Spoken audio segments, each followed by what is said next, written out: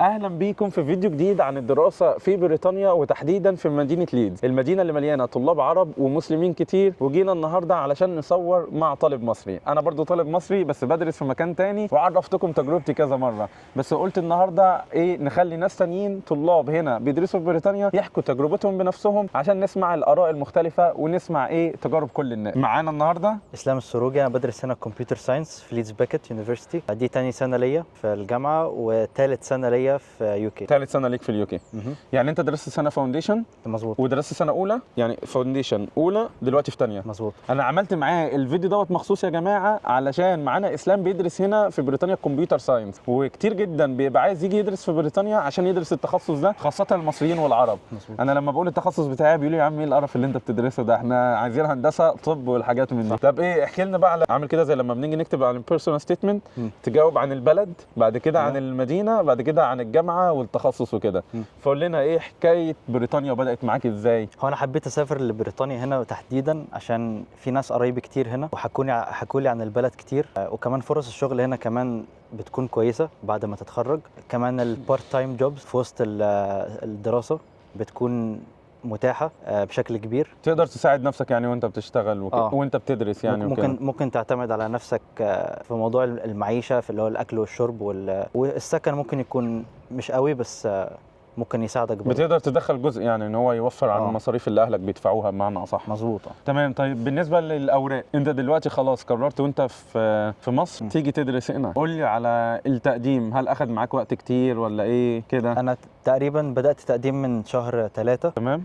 موضوع التقديم اخذ مني حوالي 3 شهور. 3 شهور، حلو. قدمت ورقي للجامعه في حوالي شهر 3 وجالي القبول على شهر 6. طبعا ما بين الفتره دي بين شهر 3 وشهر 6 في ايميلات رايحه جايه، شويه اوراق مطلوبه زياده بقدمها وكده يعني. طبيعي الواحد بعد ما بيقدم هنا يا جماعه على الجامعات، اللي عايز يعرف طريقه التقديم بالظبط والآلية والخطوات والحاجات من دي، شفت الفيديوهات اللي انا عاملها في اليوتيوب. انا عامل بنفسك ازاي تدخل على موقع اليوكاس، ازاي تقدم بنفسك، ازاي تملى الاوراق والخانات، وعملت فيديو ما بس وعملت فيديو وانا بقدم لنفسي وبحط البيانات بتاعت نفسي وكده، وعملت الخطوات كلها بتاعت التقديم، فعلمتكم ازاي تقدموا بنفسكم حتى بدون ما تحتاجوا مكاتب ولا اي حاجه. طب تمام، قدمت وعملت الخطوات وجالك القبول. احكي لنا بقى على خطوه السفر. لما جه يوم السفر، هل في حد كان مستنيك في المطار اول ما وصلت؟ احكي لنا ايه الصدمه اللي جات لك مثلا؟ زي ما قلت لك قبل كده، انا في قرايبي هنا فهم ساعدوني كتير، استقبلوني في المطار ووصلت على المدينه هنا 5 نجوم يعني. حاجه 5 نجوم خالص جدا يعني. فكانت تجربه لذيذه يعني. تجربه السفر تجربه مخيفه ولذيذه في نفس الوقت. فالحمد لله ما حسيتش احساس اللي هو الوحده انك نزلت ما عرفتش تتعامل او حاجه او كده. طب بالنسبه للانجليزي، انا عارف طبعا هنا من ضمن الصدمات اللي حصلت معايا انا شخصيا الاكسنت. اول ما جيت حسيت ان انا ما درستش انجليزي قبل كده بس قدرت تتعامل شويه. يعني انت اول ما جيت مثلا وانت بتدخل السوبر ماركت وانت بتروح الاماكن، قدرت تشتري، قدرت يعني تعيش بنفسك بدون ما تحتاج مساعده كبيره من حد؟ يعني اول كام يوم اول ما بتوصل البلد الموضوع بيبقى صعب وغريب وتحس انك تايه، بس بعد كام اسبوع انت هتتعود على الدنيا وتتعود على الاكسنت بتاعتهم والدنيا هتمشي معاك. طيب الحمد لله. بالنسبه للمدينه، انت عايش دلوقتي في مدينه ليدز. ايه رايك في المدينه؟ ليدز مدينة جميلة جدا، فيها عرب كتير. مش ندمان انك جيت هنا؟ فيها طلب كتير، لا خالص. او انت كواحد كمسلم عربي مصري، انت دلوقتي بتلاقي صعوبات كواحد عربي، كواحد مسلم، كواحد مصري؟ ابدا. يعني هل بتلاقي مصريين حواليك؟ كتير. مصريين مش كتير. معانا هو اللي ماسك الكاميرا منور. مش كتير، في واحد ورا الكاميرا هنا مصري، بس المصريين مش كتير بس عرب كتير. في عرب كتير. انا فعليا وانا بتمشى دلوقتي مع اسلام حوالين الجامعه لقيت طلبه سعوديين كتير برضو وكده، وانا برضو عامل فيديو مخصوص مع طالبه سعوديه يعني، فهتلاقوه برضو موجود في القناه يعني، وهي مبتعثه. ففي طلبه عرب وطبعا في مسلمين. طب بالنسبه للاسلام وكده، هل في مساجد؟ هل الجامعه بتوفر لك في الفاسيلتيز بتاعتها وكده اماكن تصلي فيها مثلا وكده؟ في مساجد كتير. وبخصوص الجامعه، احنا عندنا ليدز باكت ايسوك اللي هو الاسلامك سوسايتي، عندنا عاملين شغل جامد يعني، وبداوا يشتغلوا على نفسهم كتير الفتره اللي فاتت، بيعملوا ايفنتس وانا بساعدهم في بعض الامور برضو. في هنا عندنا 2 كامبس، هنا في هيدنجلي وواحد في سيتي سنتر، بيصلوا الجمعه هنا مره، في هيدنجلي بيصلوها جماعه واحده، في سيتي كامبس بيصلوها جماعتين، من كتر الناس ما شاء الله. من كتر العدد من كتر الناس. وده بيحصل في مدن كتيره زي مانشستر وبرمنجهام، رحت اماكن كتيره. المساجد ما شاء الله يا جماعه ما بتسعش المصلين كلهم، فبتخلي الصلاه على كذا مره، وبرده علشان الناس اللي بيشتغلوا اوقات مزبوط. اللي هم بياخدوا البريك على الساعه 1 ولا 12 يعني، مزبوط. فبيعملوا كذا صلاه. بس عموما ما شاء الله يعني في عدد مسلمين هنا كويس كتير يعني كتير في الجامعه دي بالذات، في كتير، وفي يونيفرسيتي اوف ليدز في كتير، وهم الاثنين يعتبر حوالين بعض. فانت حواليك الطلاب بتوع الجامعه دي والطلاب بتوع الجامعه الثانيه. طيب تمام، احنا كده خلاص كلمتنا عن المدينه. احكي لنا، هل انت بتحس بالامان كطالب عربي هنا في بريطانيا وتحديدا في مدينه ليدز؟ انت عايش هنا لوحدك. مظبوط. بالنسبه انت نازل السنتر رايح اي اماكن، بتحس بالامان ولا بتشوف عنصريه ولا ايه كده؟ انا شخصيا ما قابلتش عنصريه خالص. وكمان انت كل ما بتمشي في الشارع بتلاقي واحد عربي، فده بيحسسك بالامان اكتر. السلام عليكم. لا مفيش عنصريه ومفيش عدم امان، لا انت هتحس بالامان طول الوقت، لان ليدز من اكتر المدن اللي فيها عرب كتير، وبالذات طلبه كتير، طلبه عرب مسلمين كتير برضو، فده بيحسسك بالامان اكتر اكتر واكتر. ما بيحسسكش انك لوحدك؟ ما بيحسسكش مثلا قوي بالغربه؟ ممكن يحسسك بالغربه شويه عشان انت بعيد عن اهلك، بس طبيعي اول سنتين 3 4 5 يعني. والله انا عديت يعني، انا اللي هو ايه، انا دلوقتي بقى لي 8 سنين تقريبا متغرب، ولا في السنه التاسعه. ففعليا اول فتره بتكون هي الاصعب، لان الواحد مش متعود يكون بعيد عن اهله. صحيح. خاصه ان احنا بنسافر واحنا عمرنا صغير شويه، فالموضوع بيكون صعب يعني. بس تكسر الموضوع ده بانك تتجوز الحمد لله. عقبالك. طيب تمام، يعني انت الحمد لله حاسس بالامان، مش حاسس بالعنصريه قوي؟ لا خالص. الوحده، هل انت مثلا دراستك هنا في الجامعه ما بتحسكش شويه بالوحده، ولا السوسايتي اللي انت قلت لنا عليها بتاعت العرب والمسلمين وكده بتقدروا تخرجوا، تقدروا تتقابلوا، تشوفوا بعض كده، ما بتحسوش قوي بالوحده يعني؟ بالعكس، ده بالذات في الاسلامك سوسايتي اللي عندنا في الجامعه مش بيحسسك بالوحده، بالذات في رمضان مثلا. يعني احنا بنتجمع كل يوم، اوقات بنعمل افطار جماعي، هو مش كل يوم يعني، بس في رمضان بالذات هم بيعملوا ايفنتات كويسه. حتى لو بنت مثلا عربيه هنا او بنت مسلمه، هل هتلاقي ليها صحبات، هتلاقي ليها زي ما بيقولوا شله او بنات تقعد معاها شبهها مسلمات عربيات وكده؟ في اعتقد حوالي 150 بنت في الاسلامك سوسايتي عندنا. فده عدد لا بأس به يعني. افضل بكتير من عندنا. احنا عندنا الصراحه العدد قليل يعني بتاع العرب. لا هنا في كتير ما شاء الله. ولسه ما اتجوزتش؟ احكي لي طيب عن الفاسيلتيز بتاعت الجامعه. ايه رايك في الجامعه نفسها؟ الفاسيلتي، الحاجات اللي انت بتقدر تستخدمها، المكتبات، الاكسس لاي حاجه انت عايزها، الموضوع بيكون سهل ولا صعب بالنسبه لك؟ بالنسبه للفاسيلتيز هنا في الجامعه تحديدا كل حاجه سهله. عندك المكتبه تدخلها في اي وقت، بس عشان هنا جت في اخر فتره بيقفلوا الساعه 10.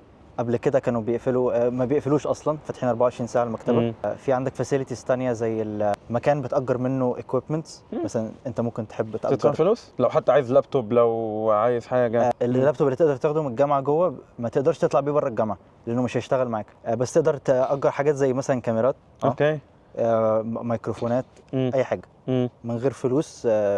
زي بتحجزها اخرك اسبوع وانت بتتحمل المسؤوليه. وفي كمان عشان الكامبس ده اللي هو هيدنج الكامبس بعيد عن السيتي سنتر حوالي 30 دقيقه. مش بعيد قوي، انا جيت في حوالي 20 دقيقه يعني في الباص. يعني حوالي كده.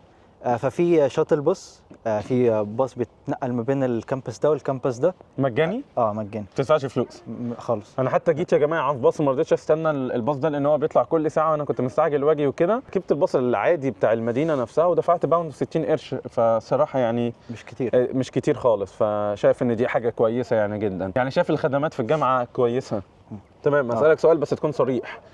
المدرسين هنا في الجامعه دول هل هم مساعدين، ولا هل بتلاقيهم مش بيساعدوك افهم زي ما تفهم وبراحتك ولا كده، ولا بتلاقي سبورت كويس واهتمام؟ هو السبورت موجود، مش للدرجه الكافيه. طبعا الدكاتره هنا مش زي الدكاتره عندنا في مصر. انا دخلت سنه جامعه في مصر وشفت الدكاتره عندنا في مصر. الدكاتره عندنا في مصر احسن من هنا بكتير. من حيث الشرح، يعني دي اهم حاجه طبعا من حيث الشرح. هو خلينا عشان نكون برضو وسطيين نعرف الناس ان هنا في بريطانيا الدراسه مختلفه عن مصر. فهنا مثلا الدراسه حتى مختلفه عن اغلب الدول زي امريكا وكده، لان هنا بتعتمد اكتر على السيلف ستادي. مظبوط. ففي كتير مثلا بيجي يدرس هنا في بريطانيا ويشتكي يقول لك انا جيت ولقيت المدرس بيجي يقول لي كلمتين 3 وبعد كده يقول لي اعمل بنفسك.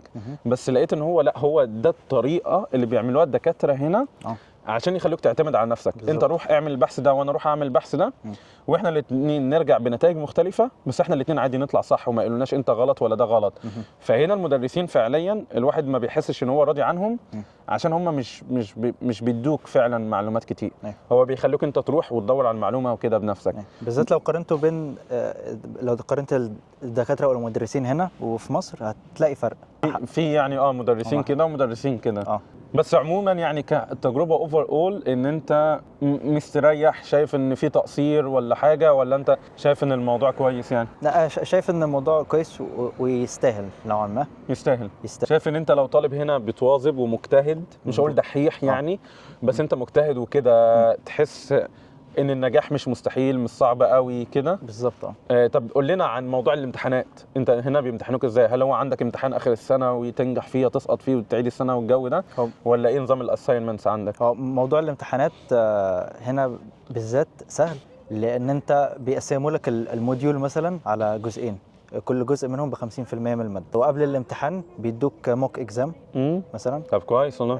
ده بيبقى نسخه مصغره من الامتحان الفاينل، فده بيساعدك شويه عشان تتعود شويه على الجو كده. ففي كذا حاجه، كذا تسليم. هل هم بيكونوا امتحانات بس، ولا عندك مثلا حاجات زي مشاريع تعملها وتقدمها وكده، ولا انت عندك كله امتحانات؟ على حسب الماده برضو. في ماده مثلا فيها امتحانات بس، في ماده فيها نسلم بروجكتات، في ماده بنسلم بروجكتات لوحدنا، وماده بتسلم بروجكتات كجروب، فبيحطوك في جروب وتسلم أسوأ حاجة صراحة في بريطانيا. بالظبط، لانك مش بتختار الجروب بتاعك. ده بيكون ابتلاء والله يعني. ايوه. طب بس كده يا جماعه نكون وصلنا لنهايه الفيديو بتاعنا والتجربه الشخصيه بتاعه الدراسه هنا في بريطانيا، او تحديدا في مدينه ليدز، مع اسلام. الف شكر يا اسلام على المعلومات الجميله اللي انت قلتها لنا دي. ربنا يبارك لك، وان شاء الله تكونوا استفدتوا يعني بحبه المعلومات اللي اتقالوا والتجربه الشخصيه اللي سمعتوها من طالب عايش هنا في بريطانيا وبيدرس بنفسه هنا في الجامعه ديت. وان شاء الله برضو اكتبوا لي يا جماعه في التعليقات لو انتوا عايزين اروح اي مدينه او اي جامعه معينه حابينها ان انا اصور فيها فيديو عن الدراسه في المدينه ديت او في الجامعه ديت مع طالب بيدرس هناك، او لو انت حتى طالب بيدرس هنا في بريطانيا، اكتب لي تحت في التعليقات، وان شاء الله الف كل الجامعات البريطانيه واصور مع طلاب بيدرسوا فيها عشان انقل لكم كل التجارب بحلوها ومرها. ما تنساش تشتركوا في القناه، والله الراجل ده محترم جدا. حبيبي انا بتعب في السفر والله، والسفر هنا غالي في البلد دي يعني. فعلا. اشتركوا في القناه، اعملوا لايك للفيديو، وشاركوا الفيديو مع صحابكم، علشان فعليا انا بحب المحتوى المفيد، وانا بحاول على قد ما اقدر ان انا اسافر عشان ادور على معلومات وتجارب شخصيه لناس هنا عايشين في بريطانيا، عشان انقل لكم معلومات وحاجات من طلاب نفسهم عايشين هنا وبيدرسوا هنا. ففعليا اكتر حاجه عايزكم تعملوها انكم بس تشيروا الفيديو دوت مع صحابكم وفي اماكن كتيره مختلفه، عشان الفايده ديت توصل لناس كتيره يعني. فده الصراحه بيفرحني، حسسني ان الحاجه على الاقل متقدره.